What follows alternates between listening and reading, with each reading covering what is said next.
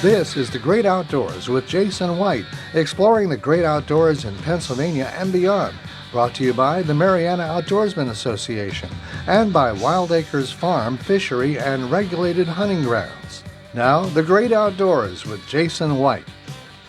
Hello, friends. I'm Jason White. Welcome to The Great Outdoors. Happy to be here with you today. And certainly I'm wishing all of you a very happy Thanksgiving tomorrow.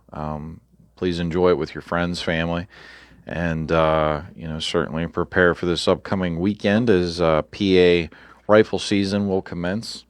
But before we jump into that topic, I want to give a special thanks to our sponsors, the Mariana Outdoorsman Association. You can join the MOA today at MarianaOutdoors.com. Again, MarianaOutdoors.com. If you join now, you get the rest of 2024 for free with your 2025 membership, which runs on a calendar year. Again, if you join today, you get the rest of this year for free, and then you get all of next year included in your membership. Again, MarianaOutdoors.com, 1,000-yard rifle range, 2.5 miles of private trophy trout fishing, stocked monthly from October all the way into May.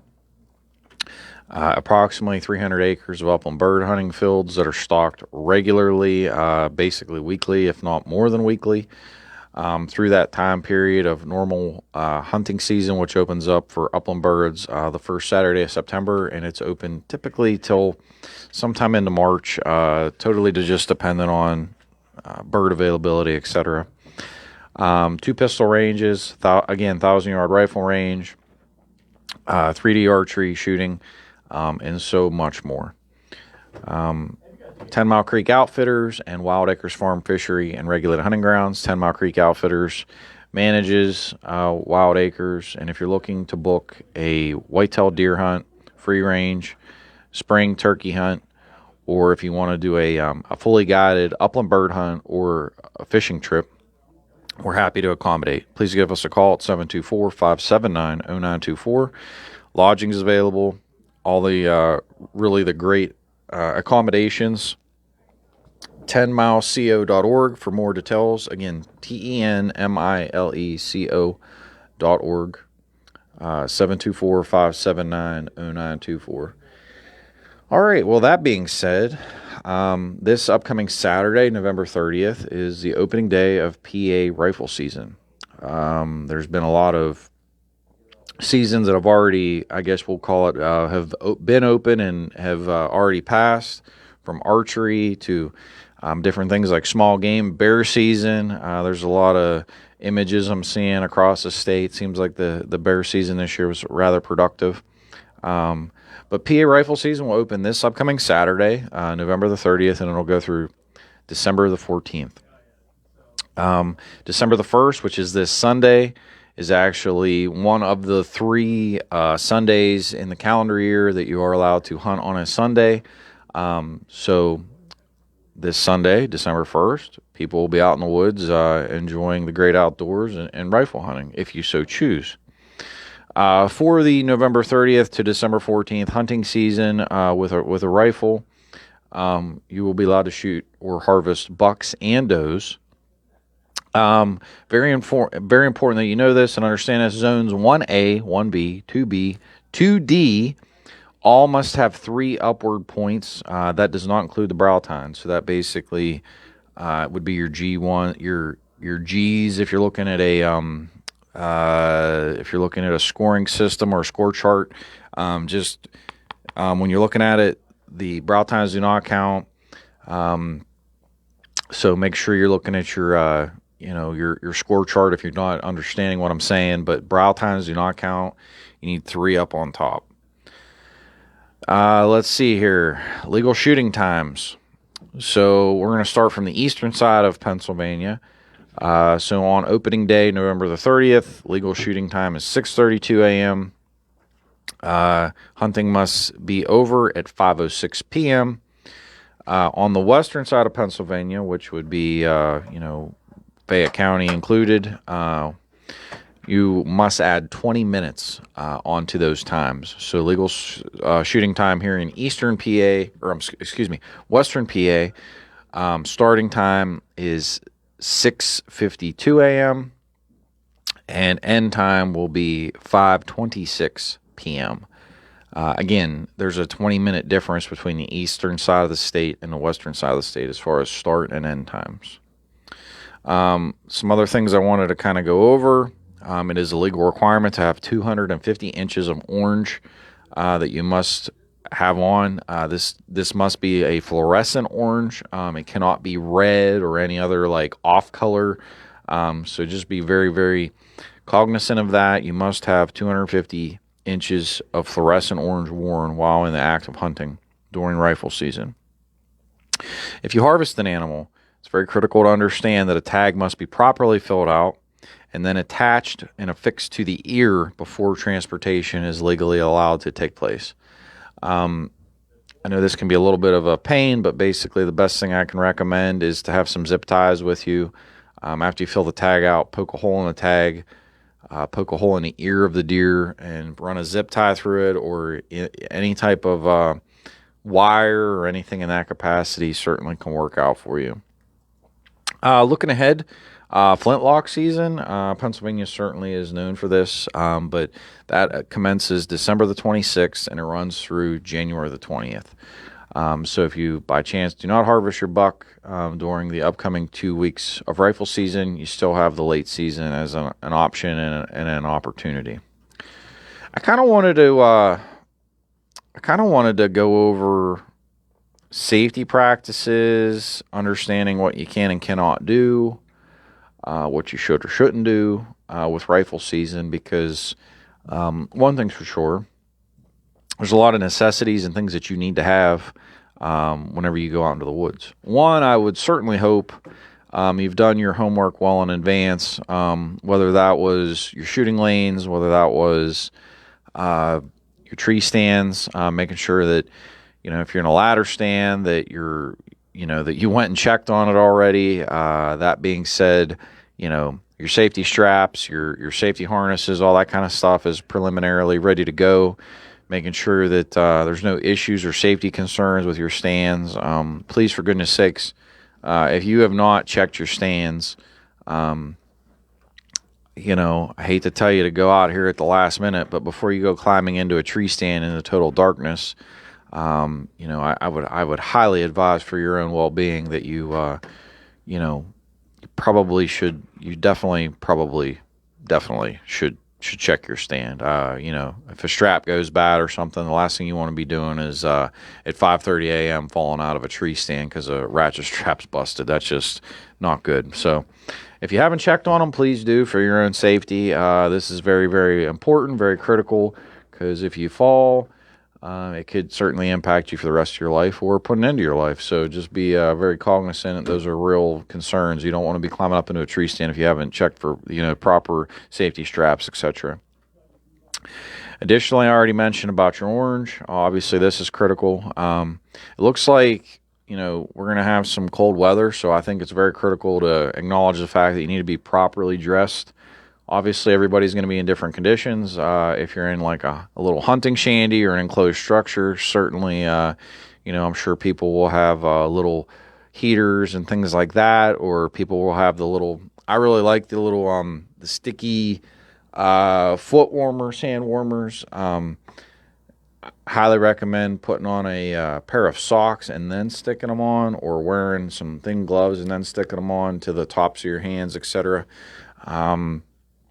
I actually just tried those out this on a past fishing trip in some cold water. Extremely effective. Really worked out well. So those sticky patch hand and foot warmers, back warmers, etc., they're really effective. They're not expensive either, so highly recommend considering that as a method to help with the cold, because you're going to have to certainly crack through the cold, because it looks like, as I said, especially here in Western PA, it looks like the weather this upcoming Saturday is going to be a high of 31. It just went down 30 and low of 20. Same thing for Sunday. So yeah, it's looking like some colder conditions. So layers is always beneficial, especially if you're somebody going to be in a tree stand out directly in the elements. Having a base layer, having a mid layer, having extra layers Because here's the deal, especially if you're somebody that ends up getting and going for a walk or whatnot, or if you're doing a drive, you can always, I always recommend having a backpack or something like that you could always shed some layers if you need to. The worst case scenario is to be in a situation where you don't have good layers and you get into that you're walking too much and you end up sweating.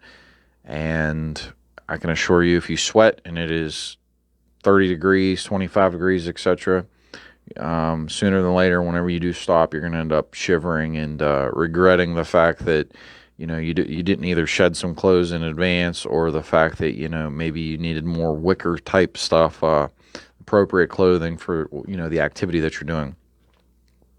But I repeat, clothing is critical. Your fluorescent orange, make sure that you kind of have all this stuff. What I like to do is after Thanksgiving, this upcoming Friday, basically, and if you maybe you've already done this, but basically laying out all your clothes, making sure you have everything in advance, from your socks to your base layer to your mid layer to your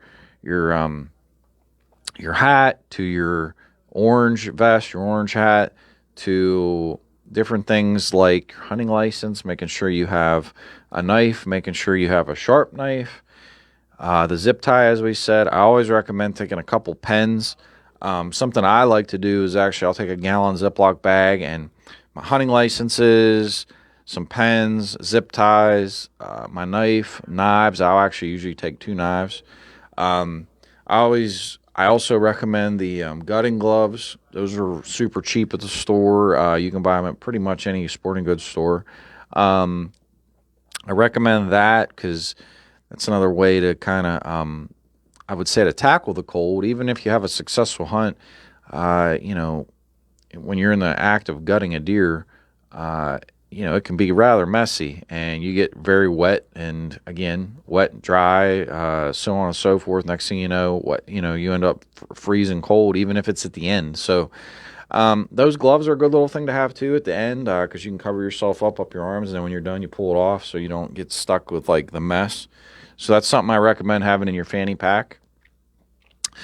Certainly, this might not get thought about, but having some snacks, having things that you can easily get into. I highly recommend grinding out, especially the first 2 days. If you can get into your stand and really push through and be consistent through the elements. In my opinion, I've seen a lot of people be extremely successful if they've hunted 3 to 5 solid days. So obviously everybody's schedules are going to be different. Some of you can and cannot do that. For those that can, grinding out 3 to 5 days, I've always seen it to be pretty successful. Obviously that's not always going to happen, but in my experience, the more consistency you can have to sit still, especially if you're in a tree stand scenario or a tower stand scenario or a ground blind. But to be able to sit, this is why these preliminary things are so critical, from having the appropriate clothing, foot warmers, hand warmers. Make sure you have the appropriate footwear, being that your boots, I don't know what kind of terrain you're walking on, but if you're going to be crossing a creek or a waterway or anything like that, and your feet potentially are going to get wet, you might want to consider a heavy grain rubber boot. Water will, repel right off.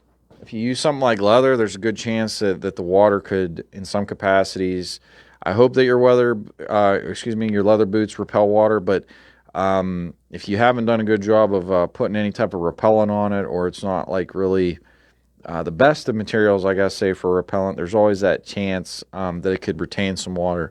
Retains any water, guess what's going to happen? If you're in freezing conditions, next thing you know, you basically have icicles over top of your feet. So that's something that's like kind of small and minute to think about. In advance, I would hope that you've shot your firearm and you've practiced at the distances that you plan on potentially harvesting a deer, whether that's 100 yards, 200 yards, 300 yards, so on and so forth. Practice, practice, practice. I highly recommend this as an ethical and a moral capacity. Certainly, I don't advocate in any capacity for someone to just pull a gun out of a safe and go out and try to go hunting. That's not good.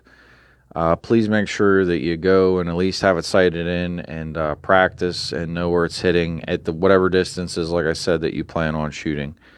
And when I say practice, whatever ammunition you use practicing is certainly the same ammunition that you should use whenever you go out into the woods. Now, that being said, something that you should strongly consider is in advance, marking your ammunition, having your ammunition with your firearm. Goodness sakes, please do not be somebody that has a safe that's full of 30 different guns with 30 different types of ammunition, and the night before or the morning of let's just say it's this upcoming Saturday, you open up your safe, you grab your gun, and here you didn't grab the right ammunition. You leave the house and you go to load your firearm, and either you notice that it's incorrect, or you load it and ultimately pull the trigger, and a terrible, terrible accident happens. We don't want that to happen. So I cannot stress this to you enough. Please take the time in advance, whether that's today, tomorrow, Friday. Pull all your things together, from your firearm to your ammunition to your things as simple as a pen to fill out for your license, not your gutting knives, all of these different things. Have them all together and almost in your mind have a mental checklist that you have everything. You don't want to be in a position that you go out into the woods, wrong ammunition. Oh, I forgot my packed lunch. Oh, I forgot some snacks. Oh, I forgot, let's say, here's another one that I highly recommend. I always keep in my pockets, I always keep extra paper towels and tissue paper. The reason I do that is, lo and behold, you look into your scope and you start to breathe a little bit, just from the fact that the scope and the gun sat in your house. You go outside and now it's 25, 20 degrees. You breathe a little bit. The moisture gets on the scope. You get a little bit of a foggy lens. Having that little bit of tissue paper in your pockets, I always recommend, because if you get in a situation where you got to all you do is take your finger with a little bit of that paper, clean it, boom, you got a clean lens again. Again, that's another thing that I highly recommend that you consider and understand. In advance, making sure that your scope, you want to make sure that the reticles and the way you sighted it in, that your magnification is set for what it needs to be. So hypothetically, let's say you have a scope that reaches out to, I don't know, let's say it has a 24 magnification. Let's say it goes from 9 to 24. But you're hunting in a woodlot and you can only realistically see 100 yards. Let's say that's the max shot you're going to have. Well, you do not need your magnification on 24. You need your magnification probably on 9. That would be more than adequate to do what you need. Maybe like 12 tops, but that's really pushing it at those types of conditions. Worst case, think of this worst case scenario. You have a monster buck pull up through to you, and you go to lift your scope up, and you have it on the wrong magnification. And here, all you could see is literally brown everywhere because it's magnified into the trees and into the sides of sticks, etc. And you really can't see the deer. So highly recommend, whatever your conditions are going to be whenever the first light happens, to make sure that that firearm is set up to accommodate what you need to do. Again, if you have a scope that reaches farther distances, but you're going to be up close and personal type hunting conditions, make sure that that scope is not only set to the right magnification, but also a lot of scopes have, I don't even know how to describe it. It's different, but typically you have your magnification on the back, and then on the sides typically is kind of where it hones in at the different distances. You have to be able to use that adjustment knob to really get your clarity, despite the distance. So that's another thing. So make sure your magnification is correct, and also make sure your clarity is correct. You don't want to have your magnification right, but then you look in it and you have it actually set on an infinity on the clarity, and next thing you know, it all looks just murky and fuzzy. Yeah, you don't want that either. So just make sure that you have it set up for how it needs to be. Have your magnifications and your clarifications on the appropriate settings.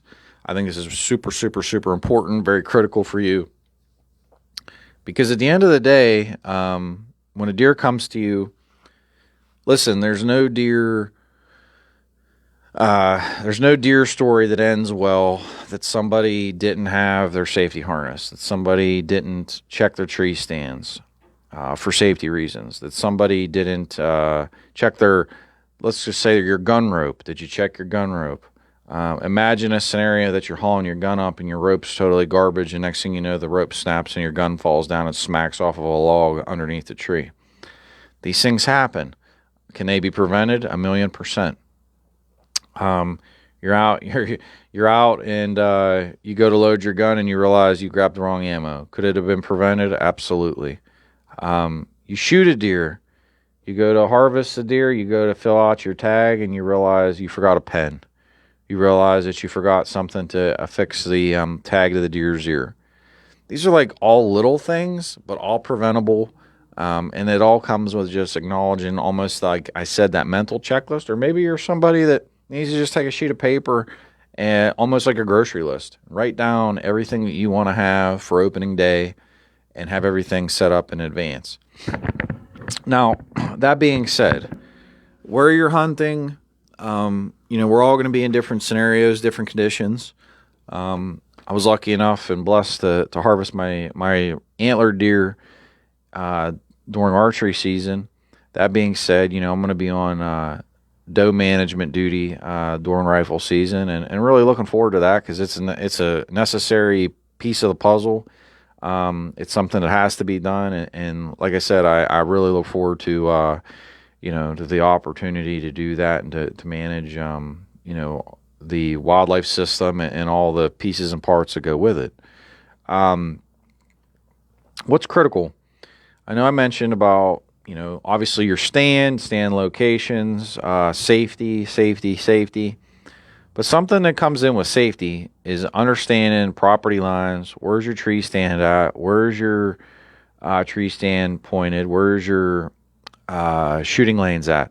Why I bring this up? You're not shooting a bow. You're not shooting a muzzleloader, a musket. You're not shooting, you're not throwing a a boomerang. It's not a blowgun. You're shooting a high-powered rifle. It is extremely critical. We were all taught this at 12 years old that you never point, a firearm in a location or at a direction of something that you don't know. Your number one, your target. Number two, you must know and understand the backdrop. We don't skyline deer here in Pennsylvania. That's a big no-no. Never shoot a deer that doesn't have an appropriate backdrop behind it. That's critical. Additionally, knowing and understanding property lines, property boundaries. Let's give a hypothetical scenario here. Let's say you're hunting. Let's say it's a flatter field.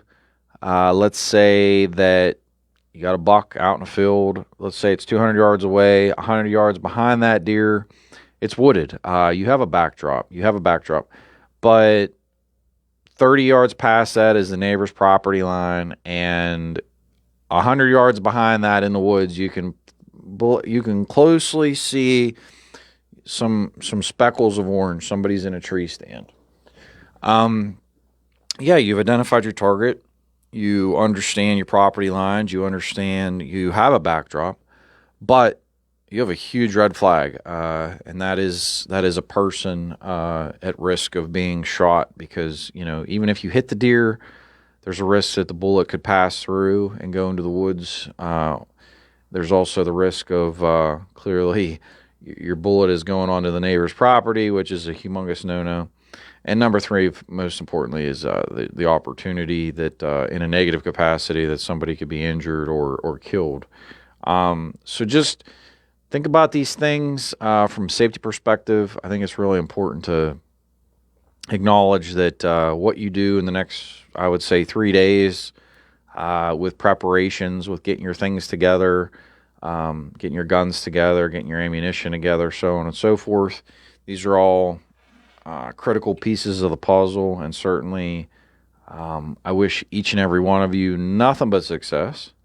I can say this, speaking about success stories, I've seen a lot of great deer that have been harvested this year.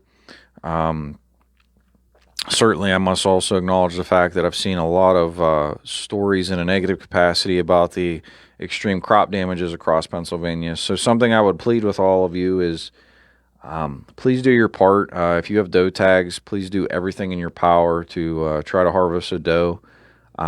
It's very important to acknowledge and understand that, it's all great. Understand we all want to shoot that big buck, and that's great. But you have to understand that conservation is critical towards the not only existence of the outdoors, but towards, I would say, our collective survival. If farms are going to be destroyed because we're not doing a good enough job managing herds, we're basically risking the lack of food supply in this country. And I think that that's a huge red flag for all of us to acknowledge and understand, number one.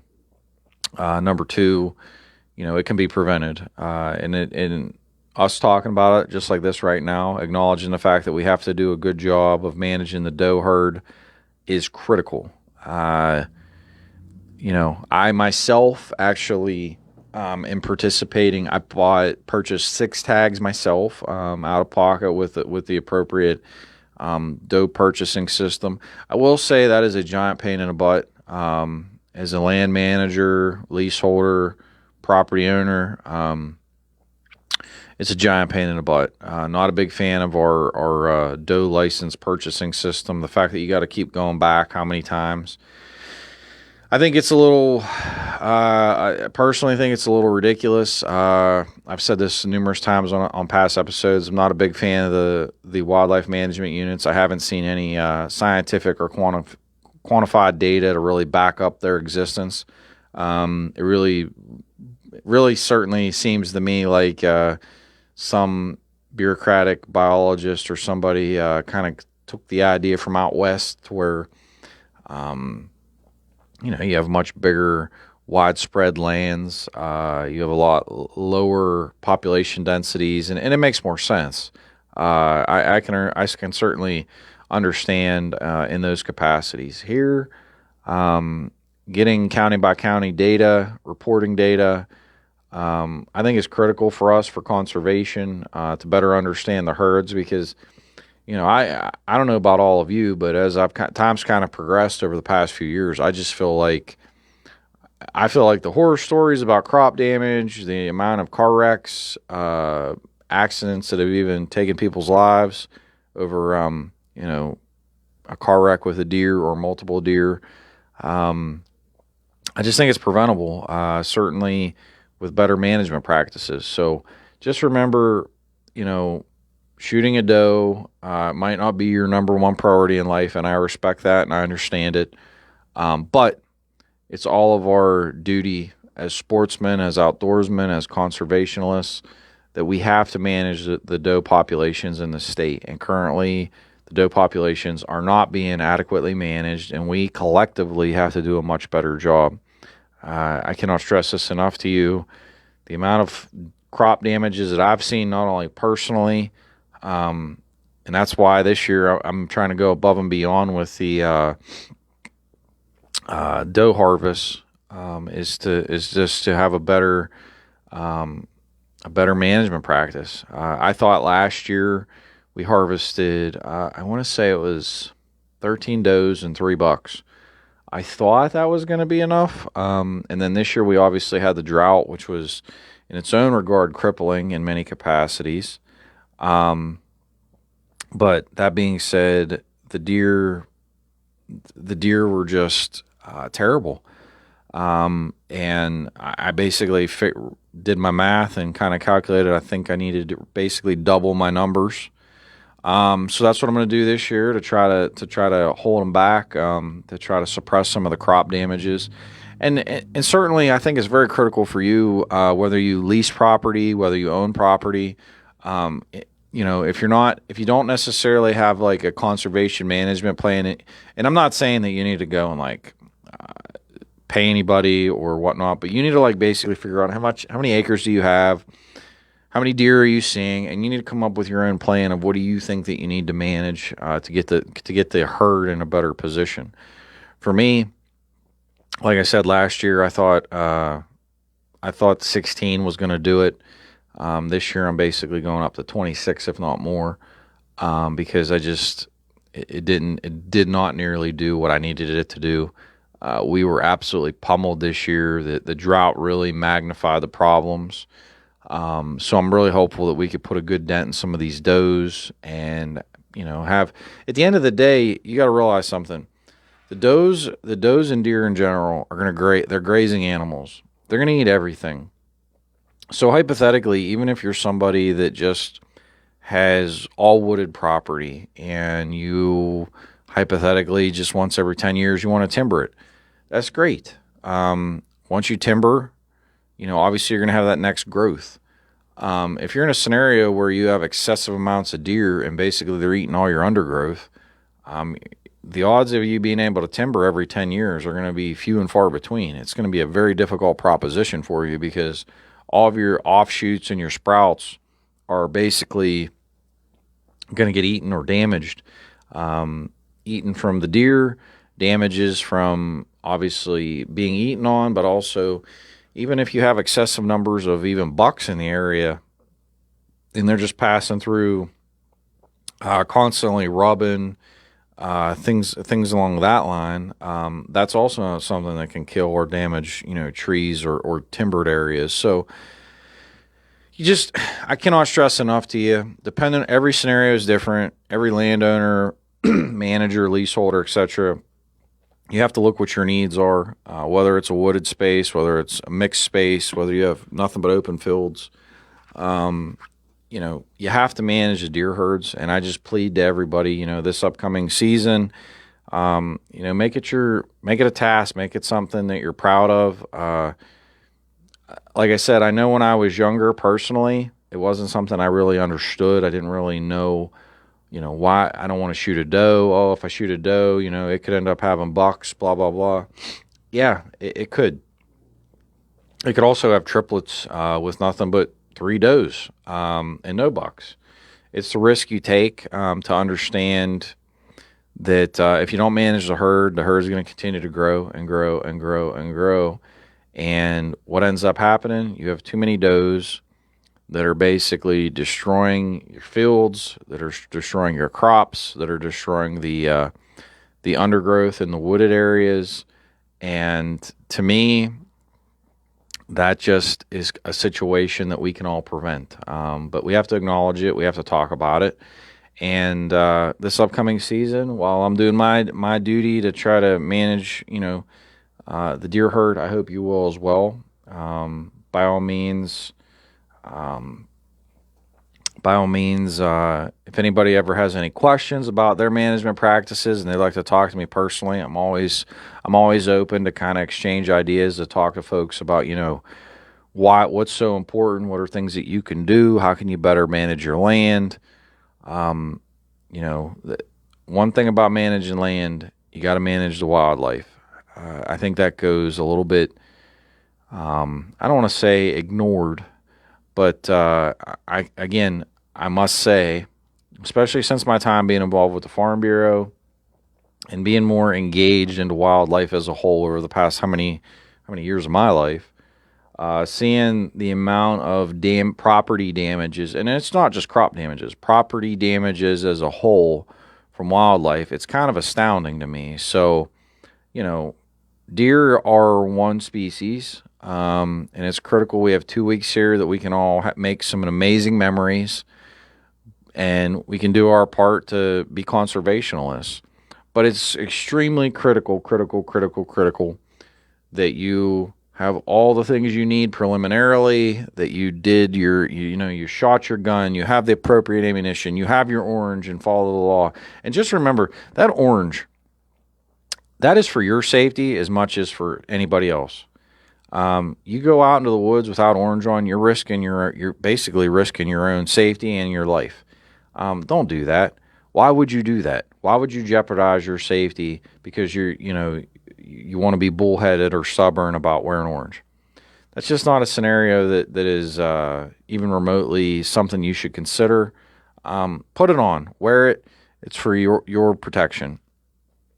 Something else I skipped over, and I highly recommend, and I think this is something you should very well consider. One is I would have a rangefinder if you can have one. They can be purchased relatively cheap. Because again, unless you're in a setting where you're in a tree stand and I would hope you measured in advance or got your distances in advance. If you're out walking about, if you're doing a drive, if you're watching hillside to hillside, sometimes sometimes your distances can vary, and it's good to always get that double check. So, if you don't have a rangefinder, you can get one relatively cheap, especially at a golf store. So that's something for you to consider. They can be purchased for usually around $150 nowadays or less. The other thing, people don't think about this enough, is hearing protection.